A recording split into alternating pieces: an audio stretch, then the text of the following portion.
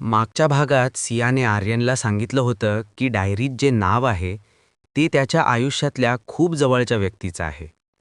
आर्यनची झोप उडालेली होती. डोक्यात एकच प्रश्न घोळत होता. कोण असू शकतो तो माणूस? तो सकाळी पुन्हा सियाला भेटायला जातो.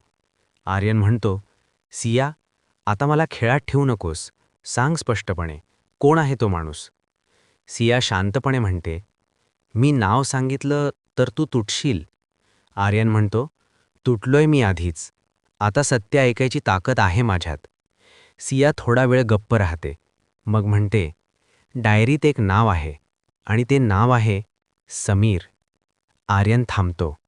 तो हळू आवाजात म्हणतो, समीर? माझा मित्र समीर? सिया मान हलवते. आर्यनला विश्वास बसत नाही. तो म्हणतो, हे शक्य नाही. तो माझा बालपणीचा मित्र आहे. माझ्या घरी ये-जा होती त्याची. सिया म्हणते, मलाही आधी विश्वास बसला नव्हता, पण डायरीत हे नाव एकदा नाही अनेकदा लिहिलं आहे. आर्यन विचारतो, काय लिहिलं आहे त्याच्याबद्दल? सिया म्हणते, डायरीत लिहिलं आहे की समीरला काही गोष्टी माहीत होत्या ज्या कुणालाच माहीत नव्हत्या. आर्यन म्हणतो, कशा गोष्टी? सिया म्हणते, तुझ्या आईचं सत्य आणि विक्रम राणेचं खरं रूप. आर्यन गोंधळतो. तो म्हणतो, पण तो यात का अडकावा? सिया म्हणते, डायरीत असंही लिहिलं आहे की समीरवर कोणीतरी दबाव टाकत होतं. आर्यन विचारतो, विक्रम राणे? सिया म्हणते, बहुतेक हो. आर्यन शांत होतो. तो म्हणतो, म्हणजे समीरने जे केलं ते त्याच्या इच्छेने नाही तर भीतीमुळे? सिया म्हणते, हे अजून स्पष्ट नाही, पण एक गोष्ट नक्की आहे.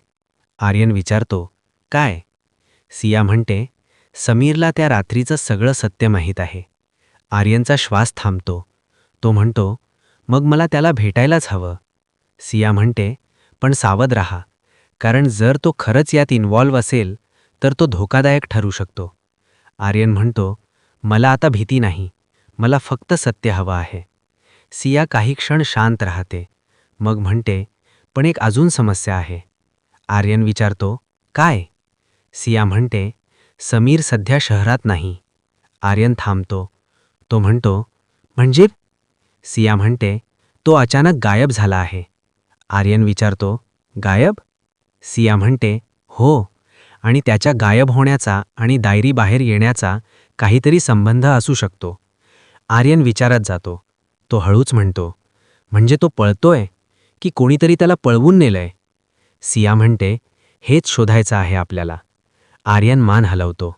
तो म्हणतो, मग आपण समीरपासून सुरुवात करूया. सिया म्हणते, हो, कारण सत्याचा पहिला धागा तिथेच आहे.